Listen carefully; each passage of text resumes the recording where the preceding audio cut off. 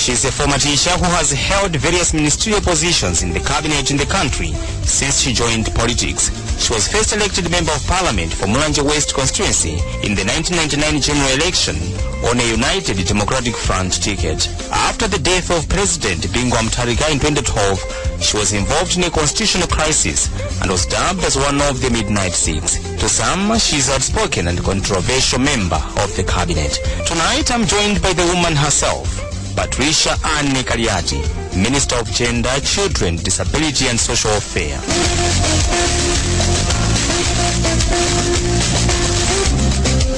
Thank you very much for joining us in this edition of the program Capital Straight Talk here on Capital FM. Thank you so much. First of all, let me congratulate you for a number of awards that you got in the just ended year. Congratulations, Honorable Minister. Thank you so much, and through you I'd like to thank all the Malawians because the award which I've received, they are not mine alone, they are for the Malawian people, and I've got them because of them. So let me thank God, having the 4 awards in a year is not easy. We thank God for that. How do you think Malawi has contributed to that success? As the Minister of Gender, there are a number of issues as we are implementing the policies together. And when they keep telling us what we are supposed to be doing, issues to women, as well as the child. And that's why I'm thanking the media is contributing also to the award. And I thank the President for assisting me, guiding me, because this is his ministry, which I'm leading. So I would like to thank him as well. So there are a number of areas where the Malawian people, and this is the President because we in one way and another for me to get the award. You thank the President for appointing you Minister of Gender. Yes, to lead his Ministry of Gender, Children, Disability and Social Affairs. So I thank him, and they have received this award because of his guidelines and policies which we are implementing. In October last year, you said 70% of food producers in Malawi are women and youth, yet they are not fully empowered to achieve resilience to effects of climate change which affect crop production year in, year out. Has this changed reaching this far? Yeah, really, and I still maintain it. 70% are women who are in the production of our food in the country. We might be saying they're not economically empowered or they're not empowered, but in one way or another they are. We have a number of programs of women in agriculture, and also we have a number of women in trade, we have a number of women in business, a number of women in education.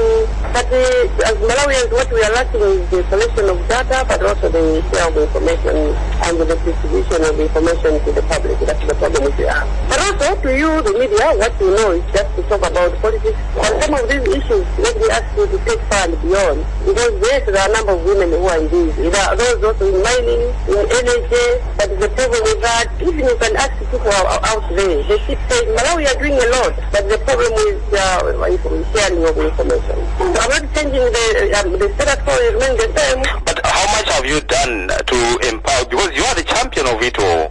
Yeah, I am the champion, but also we are the champions of with the women themselves. Because it's not an issue of one picking, but it's the commitment and the availability of the women that yes, I can do this, yes, I can do this. And we come in and assist the women. But now, it's not already enough because we still have challenges. If our children are not going to school because the mother said go into marriages, if there are those defilements which women are not even reporting, that's an issue of economic empowerment. But I'm interested in your ministry. How much have you done to lobby for support from, example, from various ministries to make sure that women and youth have access to farming needs?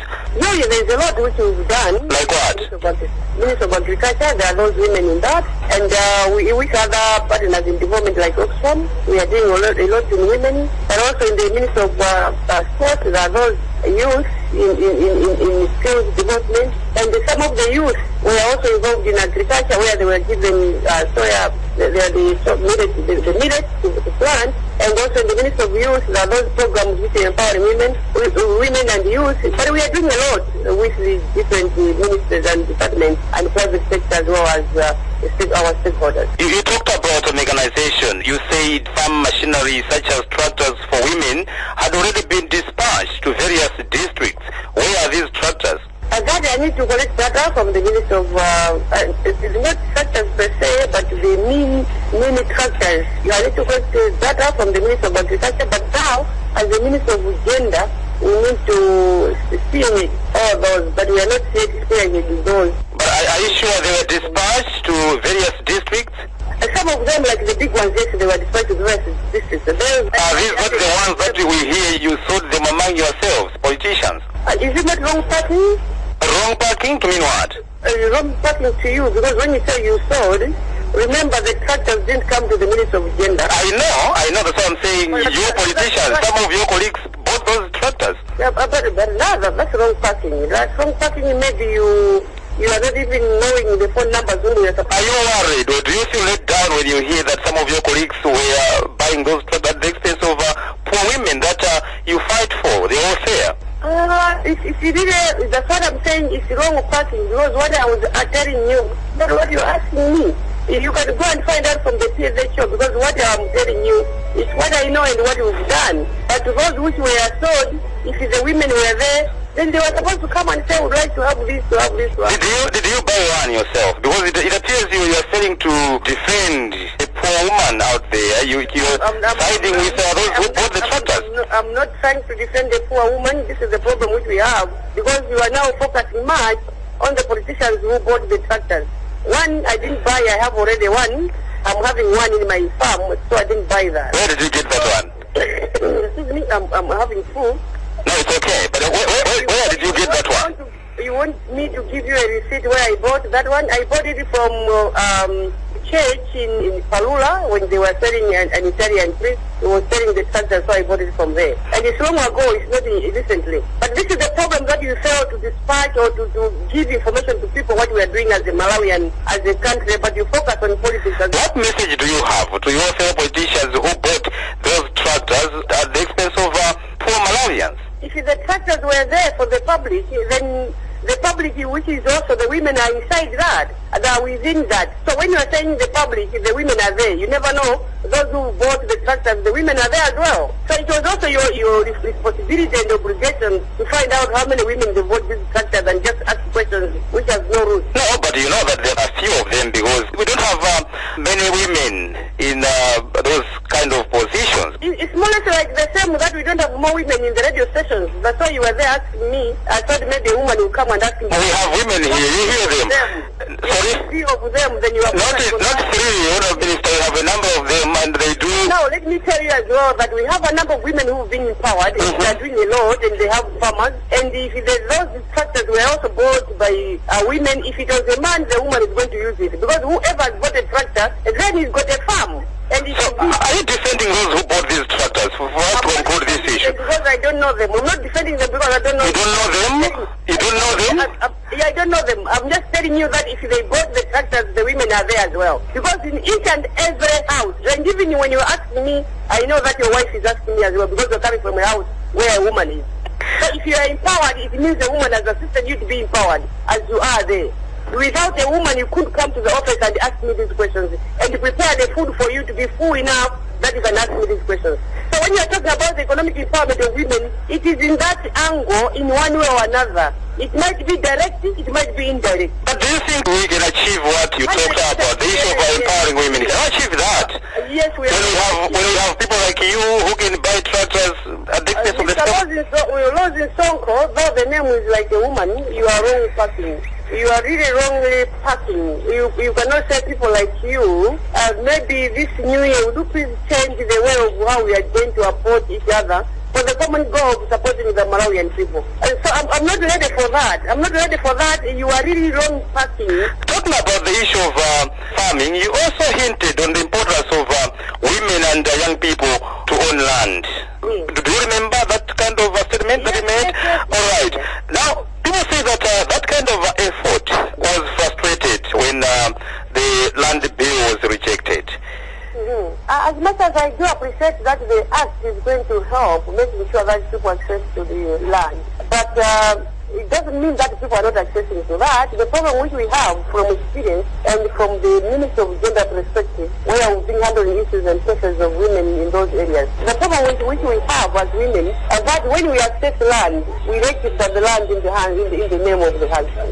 And we've been having challenges on that, we have been having cases on that. So this is the problem. Is it something to do with our cultural beliefs or what? But it might be part and parcel of development, education, and economic empowerment. Because whoever woman is economically empowered and is developed and is educated, who will think about her and her children, not even in each and everything registered in the hands of the husband, in the name of the husband, but also we have tactics and the procedures of lobbying and negotiating with the husband. But the land itself is supposed to be in her name if he has paid for that, or out of love, the husband can also register the land in the name of the wife. But also, if he has access to the land herself, he's got to know that he's got the obligations of having the land in her name. So these are the problems which we have. Sometimes we buy love on the expenses of the properties which we have. You specifically mentioned northern region as where this kind of act is rampant. Has there been any effort to curb that? The effort might be there because we have the chief councils now, which we were supposed to be looking into that. But now, it is because of culture, because in the northern region, the women go to the husband. So we cannot even rule out that, and we need to respect this, provided it's not harmful practices which these women are suffering. And we believe, and we've seen that when they are there at the husband's place, the children are taken care of, and they are also, they do access to the property of their parents, especially the children. So we don't have any problem with that procedure. There has been an outstanding issue to do with street kids. At some point you made some efforts when you tried to remove these kids from our streets, but still have them in our streets. The efforts cannot be done within a day because there are a number of them, almost 2 million of those children. It is also from the central and from the south and eastern region. What we did in the central region, and we are moving down south and east. So if you are to say the children are there, yes, they are going to be there because we haven't yet been there. And what we are doing now is fully connect them to their parents. And we told you I said when we are approaching the new year is that this year, the 2016, will be now doing the arrest of the parents who are not taking care of their children. And that we are going to be backed up with by the restrictions which we are having of the Child Care Protection and Justice Act. So when we remove the children from the street, we connected them to their parents. And some of them we connected to the foster homes. But to those with their parents, when they are not even taking care of their children, and we see them back in the street, and we fix them, and they direct us, the same parents, we are going to arrest them. And we are going to arrest 10 or 5 or 15 of them. They will take a lesson and they will know that now we are on action, not the speaking type of which we are doing you and me today. Cases of rape and defilement are still on the increase. The just ended year registered 208 cases of rape against 190 in the year 2014. Why is it so? There are a number of factors, not the Minister of Gender per se. It might be the parents who are not announcing the defilement issues to the police. It might be that maybe the information given the police is not all that enough that they can arrest. No, but these cases are the ones that were registered, meaning they were reported to the police. It is like that. That the men themselves said, I'm glad that I'm talking to a man who doesn't respect himself, whereby you go around with the toddlers than going with your age men. So it might be you, and let me ask you to ask your fellow men. Is it not your ministry that is failing to put in place measures to deal with these kind of malpractices? The measures which you are talking about, that's why it has been reported and they sent to police. Because I wanted to explain on that. No, but the issue is that they have already taken place. Look here, maybe you don't know how to ask questions. I know. When you ask, I was explaining to you that it might be from the police angle, the justice angle, the minister, the parents, they said, no. These are the registered cases. Yes, these are the registered cases. It is registered, which you've known. That is the registered. It means you are doing something. That's why people now are going to the police and report. That's why we have the data with you. That these are the issues. But we say issues were not even reported. Then you could know, you thought that the record was not there. Well, Minister, we say they are able to know and they are able to report. So we have the cases which we are talking about. Prevention is better than cure. My question is, what efforts are there, or what mechanisms are you putting in place to make sure that this is not happening? Yes, and the mechanism which you are putting in place is the mobilization, sensitization of the people to know that there is rape, and rape is the case. Whoever is going to be involved in that is going to be taken to book. That's why we are taking all this to book. We have the lawyer with us who is working tirelessly up and down, and moving up and down, and working on these cases that the perpetrators to be apprehended. So the mechanism is to mobilize the people and the women to be told that there is that, and the men themselves are supposed to be told that we have the restriction which is going to punish them. That's why these people are being punished. So by and by, why people are going to understand, provided the punishment should be up to date and following the legislation which we have. So that if you are going to be there 10 years in jail, and I'm sure some of them, they will take a lesson out of that. Now, despite the passing of that law to deal with the issue of human trafficking, our children are still being trafficked to other countries. I'm sure you are aware of that, Honorable Minister. Yes, please. Again, are you failing to deal with that kind of challenge? No, we are not failing, but I told you there are a number of factors. We need to mobilize, we need to sensitize, we need to educate people even in the rural areas. They've got to know that we have the village colleges where these informally they can be put in, because sometimes they say they are looking for labor forces that they've got to be working there for their daily bread. But now, since we have a number of programs, and as a Minister of Gender, the mechanism which we are doing is having the programs like the J-Way, which we are economically empowering the youth and the women. We have the Cash Trafficker, which is in the 18 districts now. And we have the feeding program, we have the tax for work, we have the food for work. We have a number of stakeholders. The Plan Malawi, the Action Aid, who are assisting us in the provision of food to these people for, on behalf of government. So there is no way that people should be going out looking for work, yet we have our gardens here, we have our programs for the skills development in the country. But still, because of the literacy level which we have in the country, i.e. providing the other literacy in the Ministry of Gender, people still think that when they go out they can find something than doing it here in Malawi. So we have a big role, a big responsibility, you and me, just to civic educate the people to understand. So when you're asking the Minister of Gender, the Minister of Gender is the Minister of Gender, Children, Disability and Social Affairs. The gender itself is between men and women, and you are there. So you've got to work as well as you are in your ministry, making sure that you sensitize people to understand that they can do something even within Malawi. In July last year, the leadership of the Malawi Congress Party asked President Mutharika to drop you from cabinet, claiming you are not fit to hold a ministry. Do you think you are not a ministerial material, Honorable Kaliati? When you happen to ask your friend, what did he say about the reasons of that? Yes, sir, that statement was made by the party's spokesperson, Jesse Kabwira. Why did you say it's the leader of opposition? Is Jesse Kabwira leader of opposition? Or Jesse Kabwira is just a woman like myself, maybe was this anything in the position? And my question is, do you think you are not fit to hold that kind of position that you are holding now? Because they said that you went to town on one Lazarus Chakwera during your political rally that you had in Cho. That's why they said the president should consider dropping you from his cabinet. What did they tell you that they were the reason? That's what I'm telling you, to say that you went to town on one Lazarus Chakwera. Okay.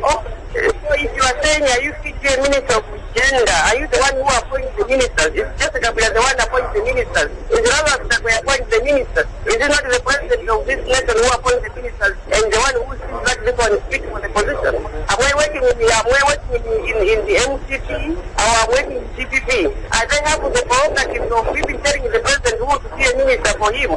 Is that not wrong parking when you happen to meet your friends in the party where you are with the president of the nation? So would you please sit and see how best you are to advise the government than even directing the president to say we'd like to have this one? And how can you tell the president to say we don't have this one, you don't want this one, and you want to have this one as if you are the one who are having the prerogative of directing or appointing the ministers?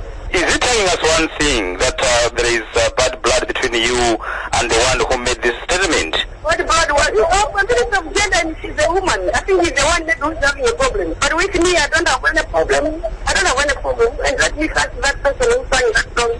That is the problem. So I don't have any problem with her, unless if you're telling me that she's having a problem with me. No, but we hear that even in Parliament you do exchange some bitter words. Why is it so between you two? I'm saying you are saying in Parliament. In Parliament we exchange because we are different political parties. I thought maybe we said we met outside the Parliament and on the road where we were following. But if you're saying it is in Parliament, that's the house where we can exchange different views. So when you meet outside Parliament, is everything normal between you and Jessica Kabila? Do you greet each other? She's my friend. She's the best friend, if you don't know. The best friend? Yes, she's the best friend. Oh, really?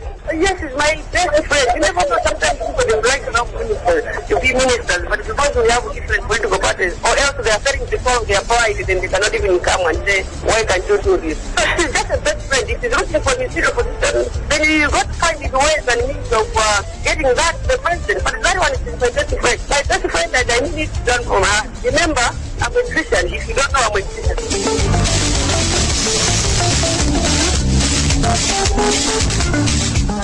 In the program, I'm talking to Patricia Kaliati, Minister of Gender, Children, Disability and Social Affairs.